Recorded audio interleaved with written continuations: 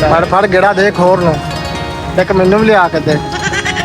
जी एक ड्रामेबाजी को खुदा का कहो कर लो तो फिर से रहम करो। आ देखो अस्सलाम वालेकुम दोस्तों, आज जान भाई फ्रूट की सेटिंग इतनी प्यारे तरीके से कर रहे थे जैसे आईफोन वाले आईफोन की सेटिंग करते हैं। तो मैंने सोचा कि भाई की जल्दी से वीडियो बना देते हैं और वीडियो बनाने के चक्कर में बहुत से फ्री खाने वाले भी यहाँ पर जमा हो चुके हैं। और ये है सेठ आबिद फ्रॉम सऊदी अरेबिया। वहाँ पर ये सेठ है और यहाँ पर ये भी फ्री के केले खाने के चक्कर में लगे हुए हैं। तो मौके का भरपूर फ़ायदा उठाते हुए मैंने भी जान भाई को बोला कि मुझे भी खाने के लिए कुछ दिया जाए, आखिरकार मैं आपकी फ्री में प्रमोशन कर रहा हूँ।